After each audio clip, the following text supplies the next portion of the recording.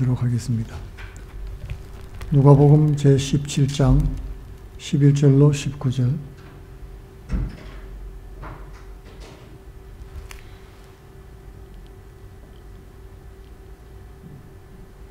예수께서 예루살렘으로 가실 때에 사마리아와 갈릴리 사이로 지나가시다가 한 촌에 들어가시니 문둥병자 10명이 예수를 만나 멀리 서서 소리를 높여 가로되 예수 선생님이여 우리를 긍휼히 여기소서 하거늘 보시고 가라사대 가서 제사장들에게 너희 몸을 보이라 하셨더니 저희가 가다가 깨끗함을 받은지라.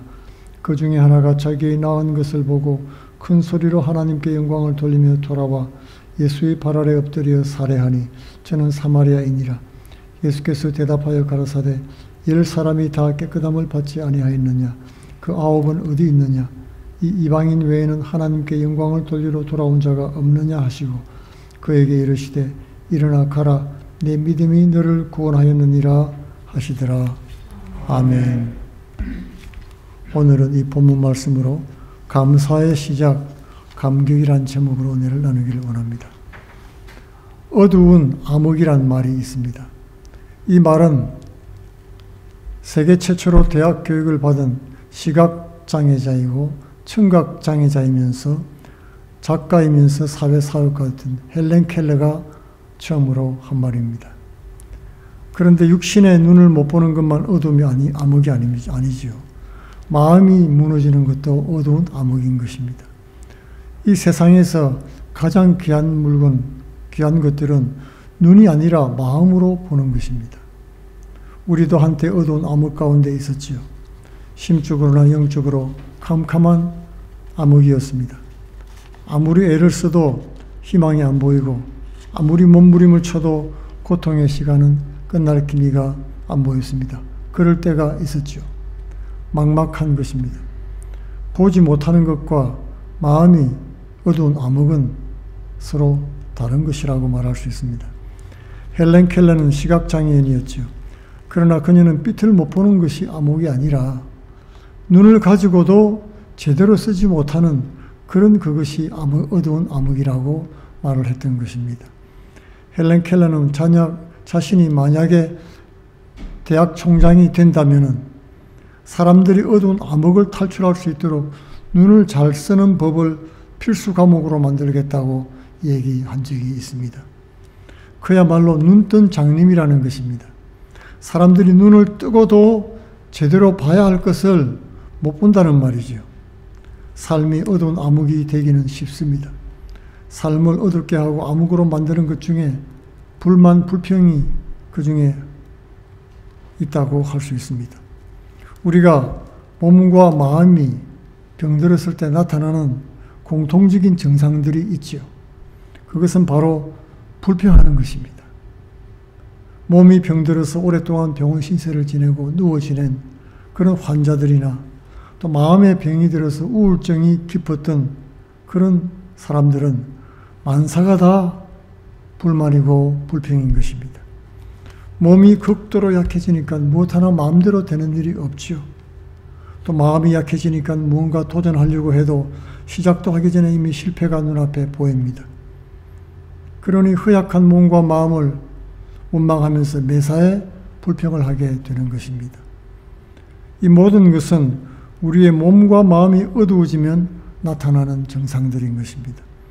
우리가 어두운 암흑 가운데 들어가서 쌓여 있을 때 또 뚜렷한 특징 하나가 또 있습니다.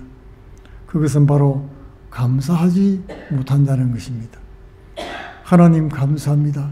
고맙습니다. 이런 말들이 입에서 나오지를 않는 것입니다. 인간적으로 감사할 일이 거의 없다고 생각하기 때문입니다. 예수님께서도 사람이 그 마음에 쌓은 것을 입으로 말함이라고 말씀을 했습니다. 어둡고 캄캄한 마음이 부정적인 입술로 나타나게 된다는 말입니다. 그러므로 첫째로 감사가 없는 삶은 암흑과 같은 세계라고 말할 수 있습니다. 어두운 암흑은 세상에만 있는 것이 아닙니다. 영적인 세계에도 있습니다. 영적으로 어두운 암흑은 하나님께 감사하지 않는 것입니다. 오늘 본문에도 영적으로 암흑이 빠진 사람이 등장하고 있습니다. 9명의 나병 환자였습니다. 그런데 10명의 나병 환자들이 예수님을 만나자 꿈이 생겼습니다. 병 고침 받을 희망이 생겼습니다. 희망이 생기자 소리 높여 외쳤죠. 13절에 예수 선생님이여 우리를 불쌍히 여기소서.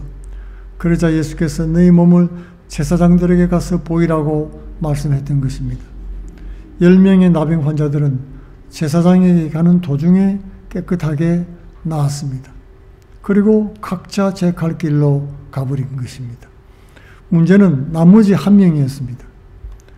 이 한 명은 달랐습니다. 그는 그동안 자신이 비참했던 그런 삶을 되돌아보았던 것입니다. 그 순간 자신이 해야 될 일이 생각이 났습니다. 예수께 돌아가는 일이었습니다. 자신을 고쳐준 것에 대한 감사 인사를 드리는 것입니다. 15절에 그는 자기가 나은 것을 보고 큰 소리로 하나님께 영광을 돌렸다고 했습니다. 하지만 9명은 마땅한 도리를 저버리고 말았습니다. 이를 보고 예수께서 한 말씀 하셨습니다. 17절에 10사람이 다 깨끗함을 받지 아니하였느냐? 그 9은 어디 있느냐? 오직 한 명만이 하나님께 영광을 돌리고 돌아와서 예수께 엎드려 감사를 드렸던 것입니다. 그 사람은 이방인인 사마리아 사람이었습니다. 하나님을 잘 믿는다고 하는 유대인들은 그냥 감사도 없이 가버렸고 이방인 하나가 돌아와서 하나님 앞에 감사를 드렸습니다. 왜 이 사람은 돌아와서 감사했을까요? 그것은 자신을 고쳐주신 하나님 은혜에 감격했기 때문에 그렇습니다. 그동안 고침받으려고 힘쓰고 애썼지만은 불치병이란 판정만 받았습니다. 그는 육체의 암흑 가운데 고침받으니까 감격해서 예수님께 감사를 드린 것입니다. 그러므로 두 번째로 감격하면 감사하게 되는 것입니다. 사람은 사랑을 받을 때 두 가지 반응이 나타납니다. 하나는 그걸 당연하게 여기는 겁니다. 그런 자녀들 있지요. 사랑은 쏟아 부었는데 당연하게 생각합니다. 그리고 두 번째는 감동을 받아서 감격하는 경우가 있는 것입니다. 이 두 가지는 큰 차이가 납니다. 당연히 여기는 경우는 감사하지 않습니다. 그러나 감동을 받아 감격하면 되면은 이 감격은 감사로 연결되어지는 것입니다. 삶은 연결의 연속입니다. 사람과 연결이고 세상과 연결인 것입니다.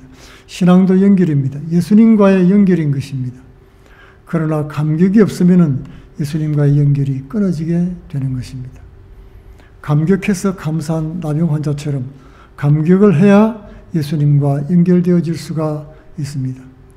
감사보다 더 큰 마음의 감동이 감격인 것입니다.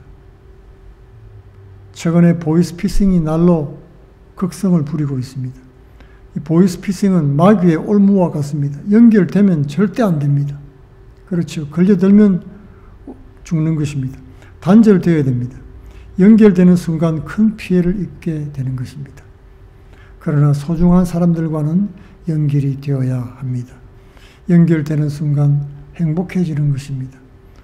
소중한 사람들과는 평생 연결되기를 바랍니다. 그리스도인에게는 평생 연결해야 되는 분이 있지요. 그분은 바로 우리 하나님이십니다. 하나님과의 연결은 당연한 것이 아닙니다. 엄청난 감격인 것입니다. 오직 한 명의 나병 환자만이 고침받은 것에 감격했습니다. 나머지 9명은 자신이 고침받은 것을 보고 그냥 좋아라 했습니다. 좋아만 한 것입니다. 자신의 비통함과 자신을 향한 연민에 사로잡혀 있던 9명은 자신의 치유를 보고 좋아만 하니까 감사로 연결되지 않았습니다. 그러나 나머지 한 명은 감격함으로 감사를 드린 것입니다. 우리는 감격해야 됩니다. 감격은 감사가 충만한 것을 말하는 것입니다. 그럴 때 감사하게 되는 것입니다. 감사는 당연히 여기는 것으로 끝나지 않습니다. 감사는 구원으로 이어지는 연결고리가 되는 것입니다. 감사는 어두운 암흑을 빛으로 이어주는 연결고리입니다. 예수님은 감격해서 찾아온 사마리아 사람을 구원으로 연결해 주었습니다.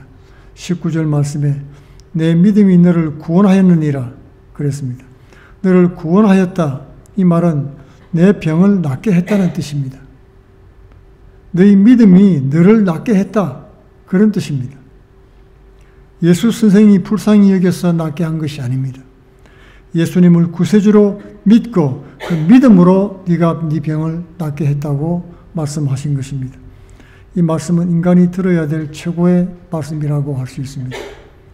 특히 핵심은 믿음입니다. 믿음은 축복인 것입니다. 예수님과 평생 연결되도록 만드는 것이 믿음입니다.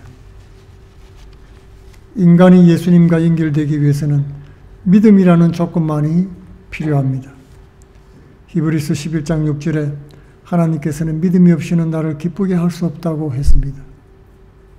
그리고 믿음으로 연결케 하는 것은 바로 감사인 것입니다. 믿음의 사람은 감격을 통해서 감사를 나타내는 것이 마땅한 일이지요. 우리가 감사할 때 감격하지 않을 수도 있습니다.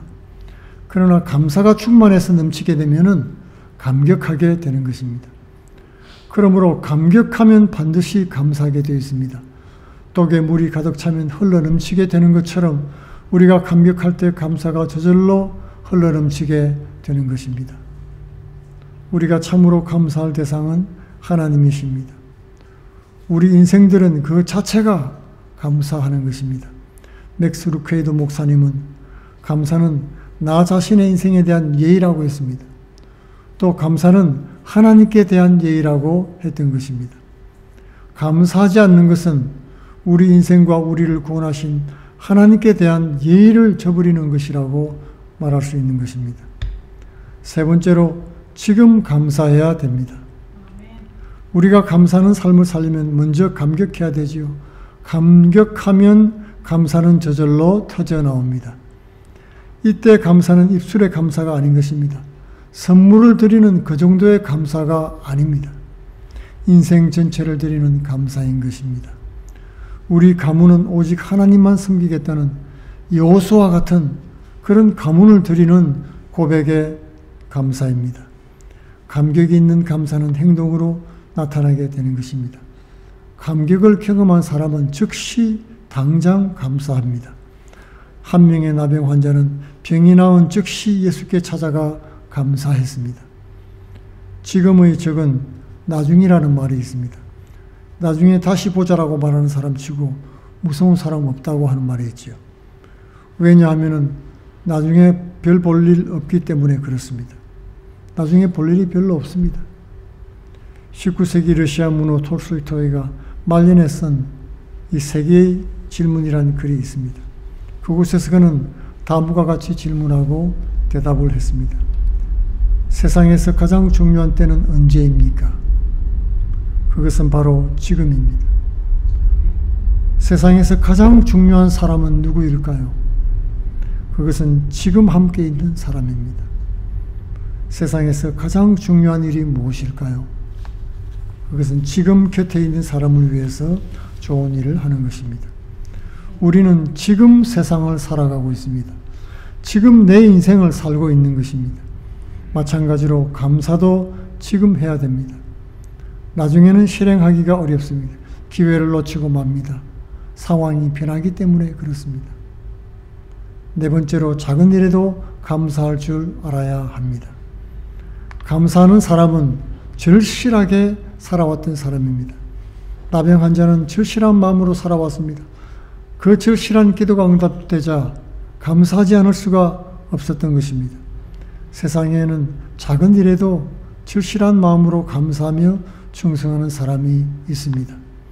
반면에 작은 일이라고 사소하게 여기고 무시하는 경우도 있는 것입니다. 이 두 사람 중에 누가 원하는 것을 얻을 수 있겠습니까? 물론 사소한 일에도 감사할 줄 아는 그런 사람인 것입니다. 예수께서도 마태복음 25장 14절에서 달란트 비유에서 어떤 사람이 타국에 갈 때 그 종들을 불러 각각 그 재능대로 한 사람에게는 금 5달란트를, 또 한 사람에게는 2달란트를, 한 사람에게는 1달란트를 주고 떠났더니 5달란트 받은 자와 2달란트 받은 자는 와서 각각 5달란트와 2달란트를 남겼다고 했습니다.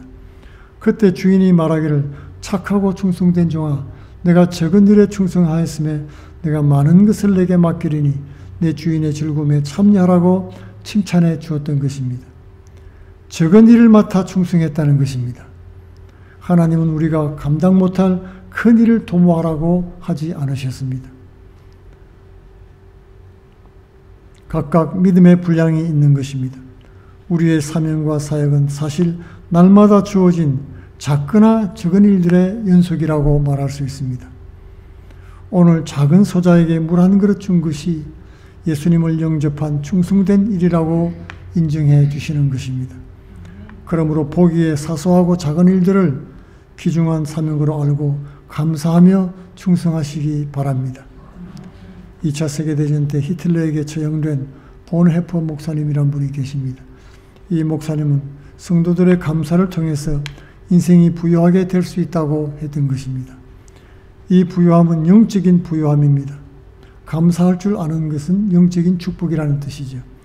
영적으로 부유하니 마음이 부유해지고 마음이 부유해지니 삶이 부유해집니다.